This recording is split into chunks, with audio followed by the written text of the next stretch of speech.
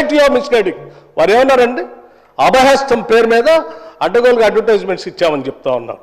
Civil service students కోసం మన రాష్ట్రం నుంచి పోతున్నటువంటి విద్యార్థులకి, పేద మధ్యతరగతి బడుగు బలహీన వర్గాలకు సంబంధించిన విద్యార్థులకి, ఇంక్లూడింగ్ ఈడబ్ల్యూఎస్ స్టూడెంట్స్ కూడా ఎవరైనా ఈ రాష్ట్రం నుంచి భారతదేశంలో నడుపుతున్నటువంటి యూపీఎస్సీ ఎగ్జామ్ కోసం డబ్బులు లేకుండా ఇబ్బంది పడతా ఉంటే వాళ్ళకు కొంచెం ప్రోత్సహిద్దామని చెప్పి మేము ప్రిలిమినరీ పాస్ అయినటువంటి వాళ్ళందరికీ ప్రతి అభ్యర్థి ఎవరు అప్లై చేసుకుంటే వాళ్ళందరూ ₹1,00,000 ఇద్దామని చెప్పాం.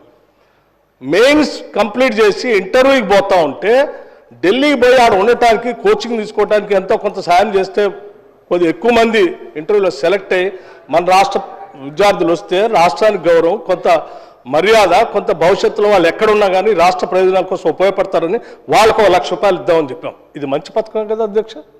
Is there anything wrong in this? In the interest of the స్టేటే కదా చేసింది.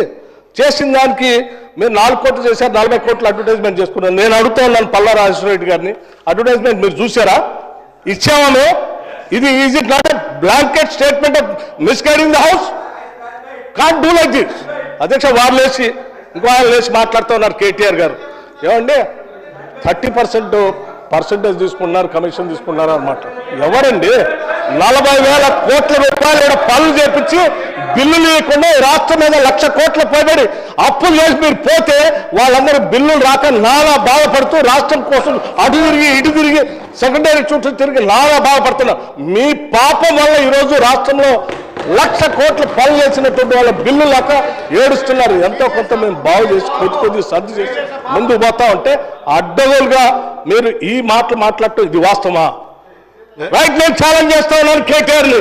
I have challenge KTR. Now you have to prove that what the statement what you made. Otherwise you have to say opposite to this house. He has to make a statement. అధ్యక్ష నేను అడుగుతా ఉన్నాను, ఇది మీరు prove చేయకపోతే ఈ సభకి క్షమాపణ చెప్పాలి, ఈ రాష్ట్ర ప్రజలకు కూడా క్షమాపణ చెప్పాలి.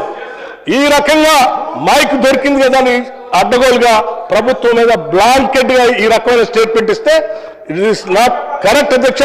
గౌరవ సభ్యుడు దీని మీద తిరిగి సమాధానం చెప్పాలి, క్షమాపణ కూడా చెప్పాలి. దయచేసి